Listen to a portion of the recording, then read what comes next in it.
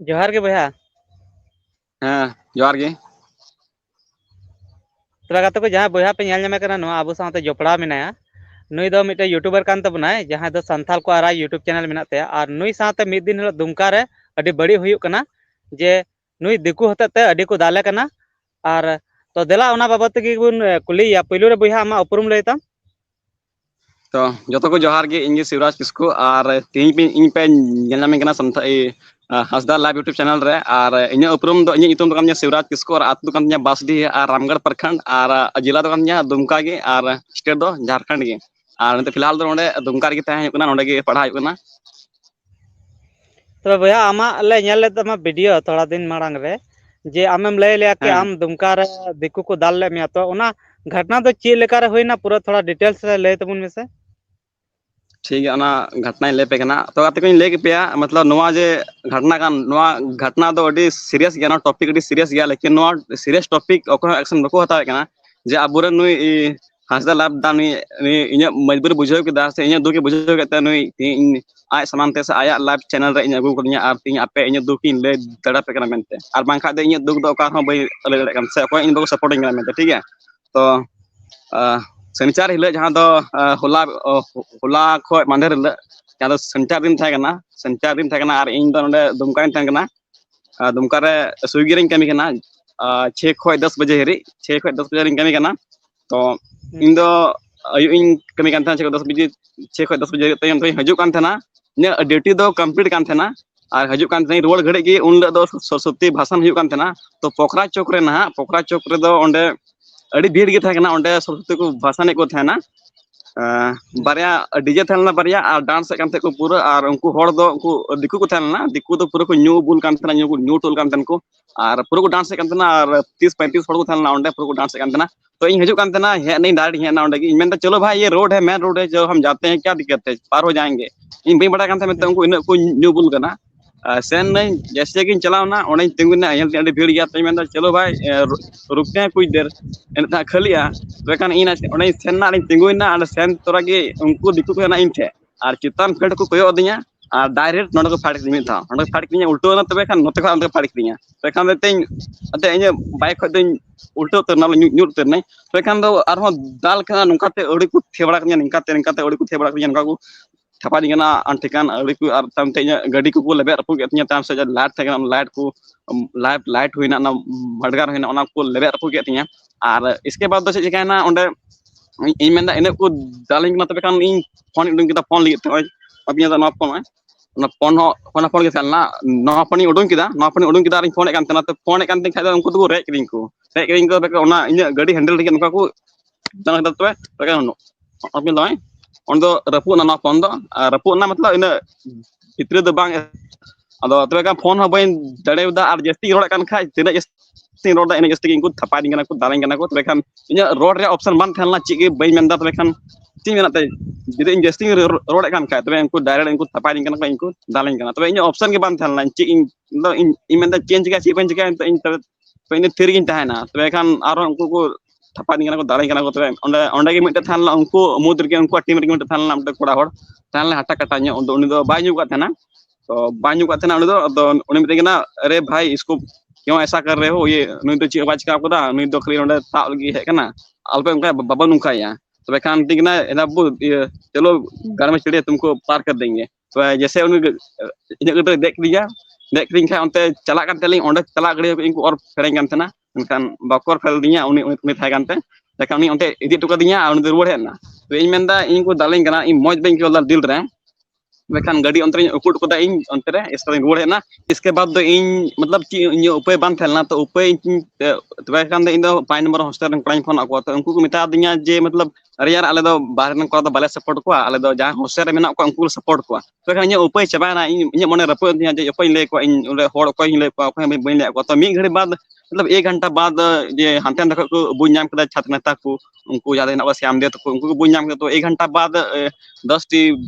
20 T गान को ना कोड़ा इनके ताम के मिटिंग बाबू उकुर को उनको को दाल में उनको उपाय चबाना को अदे मिना दादा 1 घंटा हुईना उनको मानते को सेन चबाना अदो जहां इने बंचाल दिया जहां इने बंचाल दिया तो उनी कोड़ा ओंडे के थाना तो उनी की उनको को गलमराना आपस में जे नुई गिदरा पे चिल पे दाल के मेनते तो उनी ले अपन नुई तो ची गलती बान थे कंते उनी तो बस हजू kan थे ना उनको दो उनको न्यू को थे ना ते को दाल के दिया गलती हुई ना मा तो आपे ची एक्शन पे था हता पे आ सा सा ते जाने बंचाल दी उनी हो ती को ये ती को माल दिया ने को आगे उदुक बड़ा के दाई बोले से उनको उदुक बड़ा को ती को माल दिया अच्छा अच्छा अच्छा तबे उनको जहाँ पुइलू रे फोन को तना 5 नंबर हॉस्टल रन कोड़ा उनको जुदी फोन घड़ी फोन के बाद को है को खान उनको को नाम की को गया एकदम नाम को उनको 1 घंटा भी ओडो को ताहे कना उनको हे नकार उनको को सेन जबाना अपन पिन अकुरन अकु ओड़ा न होड़ को हेना अकु देदी को गडी ते उनको फोन तरा अच्छा को लेन खा दो डेफिनेटली उनको साब को अच्छा इसका मतलब आम दाल के बाद आमा घड़ी ओंडे को ताहे कान गया उनको बांग हाँ आमा घड़ी को ताहे कना आमा घड़ी उनको एंजॉय केदा को डांस केदा को मा टाइम दो बस उनको श्याम दे दात को मा इमा चे बकम तादनिया उनी हो जहां इन दाल दिया उनी वीडियो फुटेज ताहे कान गया ने वीडियो खो गी उनी फोटो ले उडुंग केतिया उनी श्याम दे दाल एमाव दिया जे अदर मेगदा ठीक है बोतबे नुई इन एक्शन हतावा उनी वीडियो रे कोई बनाल दा वीडियो उना वीडियो दो मिनट तहन लाइन का को तहन मिनट तहन ला उनी बाद रहे कान थना जहां दो उनको एने कान थे को उना इतनी एने कान थे को दो उना जहां के दाल दी उनी ओंडे एने कान थना उनी वीडियो को को बनाव केतिया उनी फोटो को को उडुंग केतिया उनी एमाव दिया श्याम दे दा आदो उनी मेगदा ठीक है तो उनी होड़ नेलिया कारण बांग kana एक्शन हतावा आदो ते इंत पे बारपे दिन हुईना निते एक्शन गे तो इन को इन्फॉर्म के बाहे kana मेनते सा साथे पुलिस फोन को तना पुलिस पे एक्शन गे इन बाको ताल दा कोई रिस्पांस को मा दिया अच्छा पुलिस दो तबे तिरम कोला को तना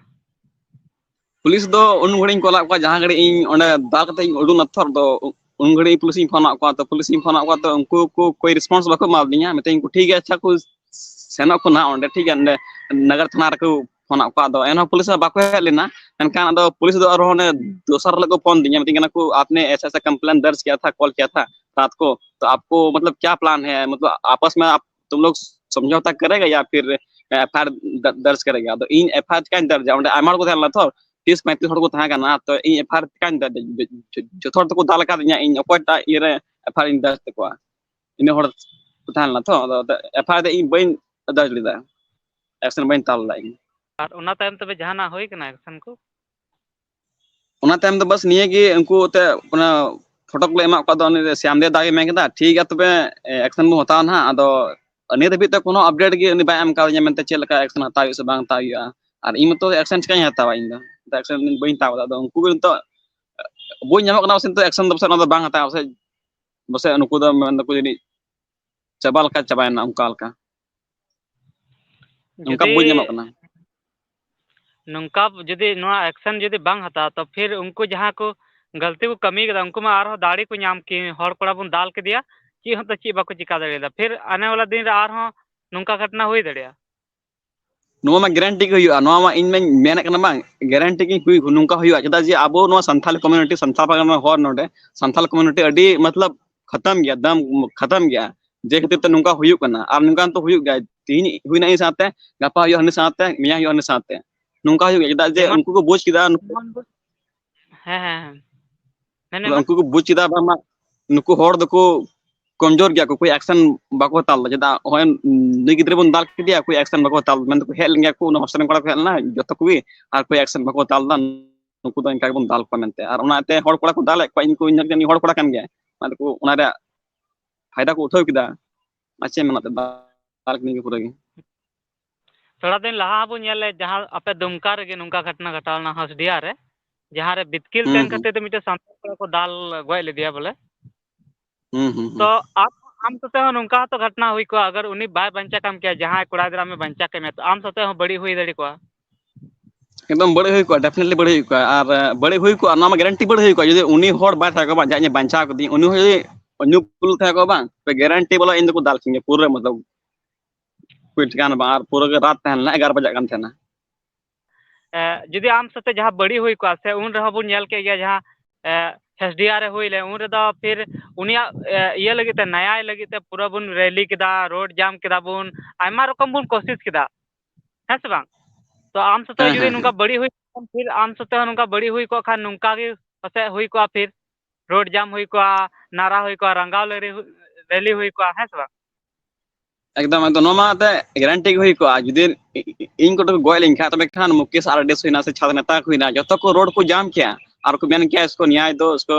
ऐसा ऐसा पैसा दो नौकरी दो इसको न्याय दो उसको अदो उन घड़ी ची फायदा जब जहां हर बचाव लगी समय ताहे कना अक्तो ताहे कना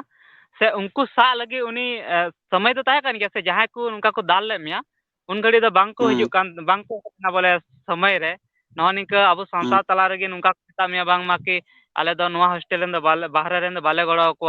नवा हॉस्टल ले गड़ो को तो नुका दो मिट अति मारंग नुका जुदी जुमिद बान तहन तो बुना नुका हिसका बुन बांग कि नुई दो नंडे नि कना हंडे नि कना तबे मा पूरा संताल मा अलग अलग रे कान के बुन दाल बुना को गोय बुना को ची बाबुन चिका दड़िया लास्ट मुआवजा और जहां रोड जाम मा ओना मा मिना गे ओना दो फिर ची जहां बंचा के बम बंचा तीना मुआवजा मताव है से बा हां तो होय नोडे के सबसे मारंग नवा घटना आजम कते अडी गे दुख बुझु कना नुका घटना बिता कान गया अडी गान जगह रे तो जहां मिठे बु नेल ले गया नोडे बारिया घटना उनका बु नेल कदा जहां रे संताल कोड़ा दाल गय मिटन हसडिया रे और मिटन संताल परगना रे गिनवा जामताड़ा रे मिटन नारायणपुर से रे नोडे होई लेना ओंडे उनका गे नासिना पेन खातिर ते ठोकर खातिर ते उनी को दाल गय गिदिया तो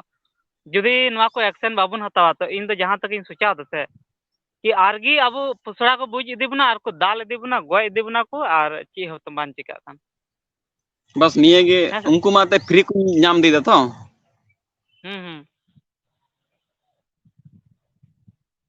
हर दको दबाव को दोहय बना एक्शन बाबू ता दा हर अच्छा आप ची मेन सना में दिसम हर आम ची एम खजो कना दिसम हर थे दिसम हर थे तो बस नहीं खजो कना जे नवा जो घटना होय कना खास तौर से जैसे पे नेल लेखा बा अडी जस्ती घटना होना संथाल परगना दुमका रे अडी कर जस्ती घटना होना आपे पे नेल कान जस्ती घटना होना मनका इन निये गिन मेना जे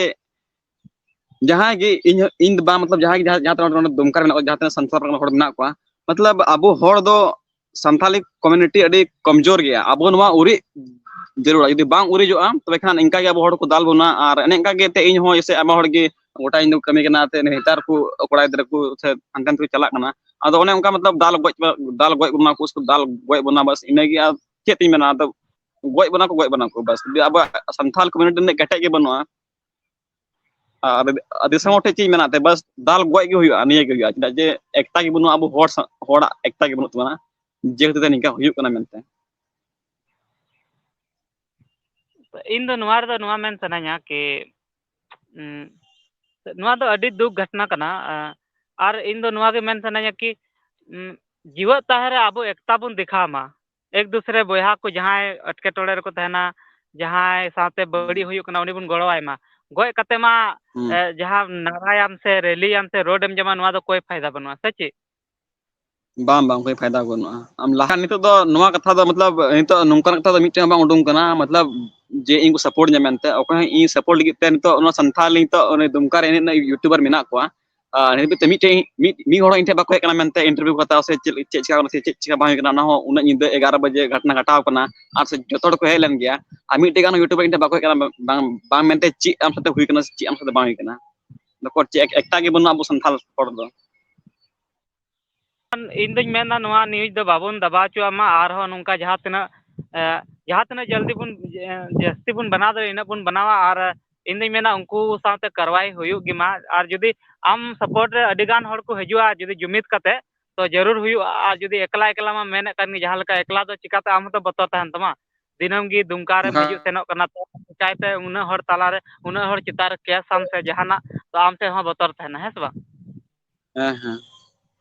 और मांग से ची हुई फिर हाँ अपडेट हो फिर हाँ नुका वीडियो तला तना जोपड़ा